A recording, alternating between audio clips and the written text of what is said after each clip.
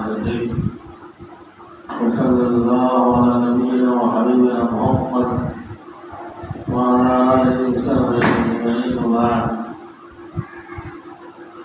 محترم حاضرین عزیز بچوں، اللہ تبارک و تعالیٰ کا بے حد شکر و احسان ہے کہ آج ہم لوگوں کو اس بستی میں آنے کا اس نے موقع فراہم کیا، آپ لوگوں سے ملنے اور دین اور دنیا کی کچھ باتیں سننے اور سنانے کا یہ موقع ملا۔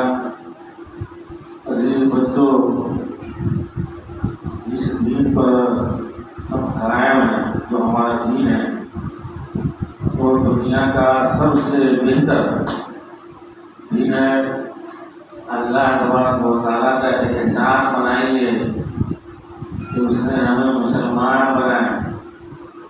اگر ہم مسلمان نہ ہوتے تو پتہ نہیں، راکھی باندھتے، راکھی کا موسم چل رہا ہے، بت پرستی کرتے، مندروں میں پوجا پاٹ کرتے، غیر اللہ کو سجدہ کرتے، دیوی دیوتاؤں کو مانتے، سور کھاتے، کچھ کھا سکتے تھے، شراب پیتے، ناچائی کرتے۔ اللہ تعالیٰ کا کتنا بڑا احسان ہے اس نے ہم لوگوں کو مسلمان بنا۔ یہی سب سے بڑا احسان کہ ہم مسلمان ہیں۔ فخر سے کہیے کہ ہم مسلمان نہ ہوتے تو جائز ناجائز کا کوئی فرق نہیں ہوتا، سب کچھ ہمارے لیے جائز ہوتا۔ سود خاری کرتے، حرام خوری کرتے، لوگوں کو چونا لگاتے، بےایمانی کرتے، سب کو کھلے عام کرتا ہے۔ اسلام نے ان چیزوں سے ہم لوگوں کو منع کیا، پاک چیزیں کھانے کا حکم دیا۔ بہت بڑا احسان۔ دوسرا عظیم احسان یہ ہے کہ ہم کو اہل حدیث بنا۔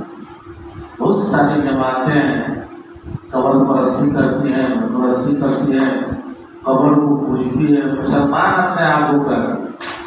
بہت سارے مسلمان ہیں شرک کرتے ہیں، بدعات کرتے ہیں، یہ محرم میں تعزیہ بناتے ہیں، طرح طرح کے رسوم اور رواج کو اپناتے ہیں۔ بہت سارے مسلمان ہیں 15ویں تاریخ کو شعبان کو رات میں قبر میں جاتے ہیں، چراغاں کرتے ہیں، وہاں طرح طرح کے بدعات اور خرافات کا ارتکاب کرتے ہیں۔ اللہ تعالیٰ نے ایک تو یہ ہے کہ اسلام کی دولت سے ہم لوگوں کو نوازا، دوسری اہم چیز یہ تھی کہ ہم لوگوں کو صحیح مسلک بتایا، صحیح منہج والے حدیث بنایا۔ جتنا شکریہ کیجیے اللہ تعالیٰ کا کمر کہ اللہ تعالیٰ صراط مستقیم، جو اللہ کا سیدھا راستہ ہے، اس راستے پر ہم لوگوں کا قائم کیا۔ ہم کوئی صوفی صاحب نہیں ہیں، ہم کسی بھی بدعت کرنے والے نہیں ہیں، اور نہ کسی انسان کو بھگوان بنانے والے ہیں، اور نہ کسی امام کو ہم نبی بنانے والے ہیں۔ ہم قرآن اور حدیث پر چلنے والے لوگ ہیں، قرآن اور حدیث کو ماننے والے لوگ ہیں۔ یہ بہت بڑا احسان ہے۔ عزیز طلبہ، ہمیشہ دماغ میں رکھیے کہ آپ اہل حدیث ہیں، اور ہمارا منہج ہے، ہم کسی کے سامنے جھکتے نہیں ہیں، ہم قرآن اور حدیث کے علاوہ کسی کو مانتے بھی نہیں، اور اللہ تعالیٰ نے ہم کو قرآن اور حدیث ہی دیا ہے، باقی اور کچھ نہیں دیا ہے۔ علماء کی کوششیں ہیں، ہم لوگ بھی کوشش کرتے رہتے ہیں، ہم سے پہلے لوگوں نے بھی کوششیں کی ہیں، مسائل بیان کیے ہیں، ہم لوگوں کے سامنے بھی مسئلہ آتا ہے تو بیان کرتے ہیں، اسی طرح سب لوگوں نے کیا ہے، لیکن قرآن اور حدیث کا درجہ اس کو حاصل نہیں۔ تیسری، اگر آپ کرتے وہ چیز ہو جاتی ہے علم، اگر آپ پڑھ لیتے ہیں تو علم جو ہے اس کی کوئی قیمت نہیں لگا سکتا ہے، وہ انمول ہے، اس کا کوئی مول نہیں ہے۔ دنیا میں کوئی ایسی صاحب نہیں ہے جو علم کی قیمت لگا سکے، وہ انمول ہے۔ محنت سے پڑھیے، علم ہی کی بنیاد پر لوگ چاند پر پہنچتا ہے، دوسرا کوئی طریقہ نہیں ہے۔ علم ہی کی بنیاد پر کوئی دنیا میں شہرت حاصل کرتا ہے، علم کی بنیاد پر دنیا میں مقام حاصل کیا جاتا ہے، دولت حاصل کیا جا سکتا ہے۔ آپ بڑا سے بڑا انسان بن سکتے ہیں صرف اور صرف علم اس کا ذریعہ ہے۔ اس لیے شروع سے محنت کیجیے، پڑھیے، بڑا بڑھیا محنت کیجیے، پڑھیے۔ جامعہ میں آئیے گا تو ہم لوگ داخلہ بھی کریں گے، یہ بہادر نوجوان جماعتی بستی ہے، بڑی ہمدردی رہتی ہے اور چاہتے ہیں کہ یہاں کے طلبا جائیں، یہاں سے بچیاں جائیں اور پڑھیں. اور ہم لوگ انشاءاللہ آئیے گا تو پڑھ کے آئیے گا، تو کم سے کم 4تھا کلاس تک یہاں پڑھیے.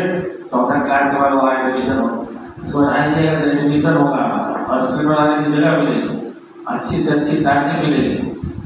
دنیا میں کچھ نہیں کہ یہ تعلیم حاصل ضرور کی. دنیا میں اس سے زیادہ خوبصورت گہنا جو انسان کو مزین کر سکے دنیا میں کچھ نہیں ہے. انسان لاکھ بہتر سے بہتر کپڑا پہن لے، اگر وہ گنوار ہے جاہل ہے تو کوئی قدر و قیمت نہیں ہے دنیا کے مارکیٹ میں. اگر آپ کا کپڑا خراب بھی ہے، پوشیدہ بھی ہے، لیکن علم سے اور اخلاق سے بھرے ہوئے ہیں، دنیا کے سامنے جھکے گی اور آپ کی تعظیم کرے گی، آپ کو مقام دے گی اور آپ کا مرتبہ جو ہے نہیں پہنچانے. اس لیے محنت سے پڑھی ہمارے ہم لوگوں کا یہی پیغام ہے اور یہی پیغام دینے کے لیے آئے ہیں کہ دین پر قائم رہیے. اہل حدیث کا جو منہج ہے اس منہج پر قائم رہیے اور اس کے بعد علم حاصل کیجیے. زیادہ سے زیادہ دنیاوی علم، اسکول کالج کا بھی علم حاصل کر سکتے ہیں، وہ ممنوع نہیں ہے. اور علم شرعی بھی حاصل کیجیے اور جو بھی علم ہے جس کی طرف آپ رغبت رکھتے ہیں، آپ چاہتے ہیں، وہ علم حاصل کیجیے. کوئی علم خراب نہیں ہوتا ہے اور ہر علم انسان کو بلندی عطا کرنے والا ہوتا ہے.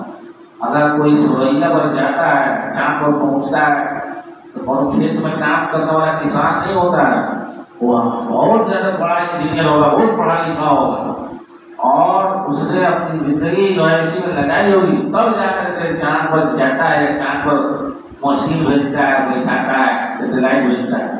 دنیا میں بڑے بڑے کام پڑھے لکھے لوگ کرتے ہیں. اس لیے علم سے ہم جو سمجھے، اللہ تبارک و تعالیٰ ہم سب کو صحیح سمجھنے کا فرمائے اور ہم لوگوں کو اسلام پر قائم رکھے. اللہ تعالیٰ ہمارے ہم کو منہج اہل حدیث پر جو آخر حیات تک قائم رکھے اور آخر